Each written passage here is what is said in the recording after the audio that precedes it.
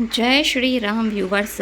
आज का टॉपिक है कि भगवान राम जी ने इंद्र के पुत्र जयंत की आँख क्यों फोड़ दी। आखिर क्या कारण था, इंद्र ने ऐसा क्या किया कि श्री रामचंद्र जी ने उसकी आँख फोड़ दी। चलिए आइए हम कथा की शुरुआत करते हैं। पहले वाली वीडियो में हमने देखा कि हमें रामायण सीरियल में अयोध्या कांड में क्या क्या बातें ऐसी हुई है जो हमें नहीं बताई गई हैं, जो हमें जानना बहुत ही आवश्यक था। वह आप मेरी कथा ज़रूर जाके देखिएगा, मेरी वो सारी वीडियो देखिएगा जिसमें बताया गया है कि रामायण सीरियल में हमें क्या क्या नहीं बताया गया। चलिए आइए आज की कथा हम शुरू करते हैं।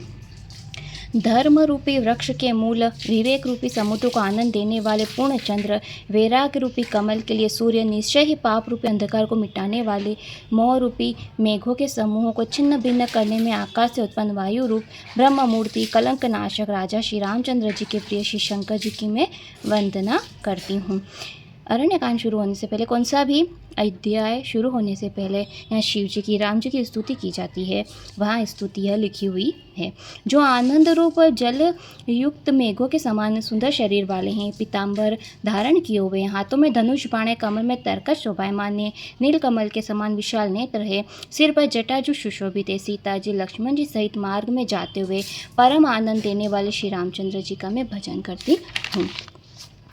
हे पार्वती, श्री रामचंद्र जी के गुण बहुत ही गुण हैं। पंडित और मुनिजन विरागी पाते हैं, परंतु जो भगवान जी से विमुख है, जिनका धर्म में प्रीति नहीं है, मूर्ख मोह को प्राप्त होते हैं।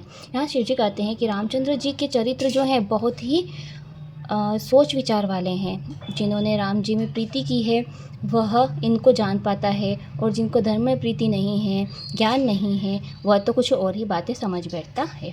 मैंने अपनी बुद्धि के अनुसार भारत और पूर्ववासियों की अनोखी और सुंदर प्रीति कही। अब देवता मनुष्य मुनियों को मन को भले लगने वाले प्रभु श्री राम जी के अति पवित्र चरित्र को सुनने वे मन में कर रहे हैं। एक बार राम जी ने सुंदर फूल चुन करके अपने हाथों से आभूषण बनाए और पत्थर की चट्टानों पर बैठी हुई सीता जी को प्रभु ने आदर सहित पहनाए। देवताओं के सामने इंद्र का मूर्ख पुत्र जयंत कोए का रूप धरकर राम जी का पराक्रम देखना चाहता था, जैसे कोई बहुत ही छोटी बुद्धि वाली चींटी समुद्र की था पाने की इच्छा करती हो। यहाँ इंद्र के पुत्र को, जयंत को, राम जी का पराक्रम देखना था कि वह भगवान है या नहीं, कि साधारण पुरुष हैं। तो उनकी परीक्षा के लिए देखिए जयंत का क्या किया, उसने कोए का रूप धारण किया। वह मूर्ख कौआ मंदबुद्धि सीता जी के चरणों में चोंच मार करके भागा। राम जी ने जाना था वो रुधिर बह चला है, मतलब खून निकला है सीता जी के चरणों में। तब धनुष पर सिंह का बाण चढ़ाया। श्री राम जी बड़े दयालु हैं, वे सदा दिनों पर स्नेह करते हैं। उनके भी साथ उस मूर्ख अवगुणों की का जयंत ने आकर के कपट किया। मंत्र से प्रेरित ब्रह्म बाण दौड़ा, कुआ डर करके भाग गया। वह अपना असली रूप धर करके पिता इंद्र के पास आया, पर रामचंद्र जी के विरोधी जानकर उसने नहीं रखा। वह निराश हो गया। मन में ऐसा भय उत्पन्न हो गया जैसे चक्र से दुर्वासा ऋषि को भय हुआ था। ब्रह्मलोक, शिवलोक, सब लोकों में भागता फिरा, थक करके भय और दुख से दुखी हो गया। उसने किसी ने बैठने के लिए भी नहीं कहा। श्री राम जी के शत्रु को कोई नहीं रख सकता है। हे गरुड़ सुनो, राम द्रोही को माता मृत्यु के समान और पिता यम के समान अमृत विष के समान हो जाता है। मित्र 100 बेरियों के समान बर्ताव करने लगता है। गंगा जी उसको वैतरणी के समान हो जाती है। सुनो भाई, जो राम जी से विमुख होता है जगत में उसे अग्नि से भी अधिक गर्म लगता है।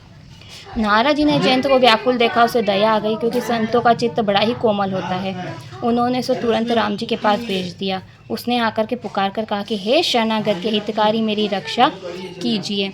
आतुर और भयभीत जयंत ने राम जी के चरण पकड़ लिए, बोले कि दयालु रघुनाथ जी, रक्षा कीजिए, रक्षा कीजिए। मैं मंद बुद्धि, आपके अतुल बल और अपमीत महिमा को नहीं जान पाया। मैंने अपने किए हुए कर्म का फल पा लिया। हे प्रभु, अपनी शरण मैं तक कर आया हूँ, मेरी रक्षा कीजिए। हे भवानी, अति दीन वाणी सुन करके दयालु प्रभु ने उसे एक आँख कर फोड़ करके छोड़ दिया। उसने अज्ञानवश द्रोह किया था, यद्यपि उसका वध ही उचित था, तो भी प्रभु ने कृपा करके उसे छोड़ दिया। श्री राम जी के समान कृपालु और कौन है। इस प्रकार से जयंत की यह कथा है कि रामचंद्र जी का पराक्रम जानने के लिए उसने सीता जी की चोंच पर प्रहार किया, और रामचंद्र जी ने फिर उनकी आँख फोड़ने का यह प्रयास किया। श्री राम जी ने चित्रकूट में वास करके कानों को अमृत के समान सुख देने वाले अनेकों चरित्र किए। फिर राम जी ने मन में अनुमान किया कि यहाँ बड़ी भीड़ हो गई, हमें सब जान गए हैं। तब मुनियों से विदा लेकर के सीता जी समेत दोनों भाई आगे चले और अत्रि जी के आश्रम में पहुँचे। यहाँ अत्रि जी महामुनि अति ही प्रसन्न हुए। अब यहाँ श्री रामचंद्र जी अत्रि जी के आश्रम में आते हैं और अत्रि जी उनकी स्तुति करते हैं। वह स्तुति ऐसा कहा गया है, रामायण में लिखा गया है, स्तुति को पढ़ने से इंसानों के सारे पाप नष्ट हो जाते हैं और वह भगवान जी के पास वास करता है, उसकी मुक्ति हो जाती है। वह स्तुति क्या है मैं आने वाली वीडियो में आपको बताऊंगी। आप मेरे साथ राम कथा में जुड़ जाइए। जय श्री राम।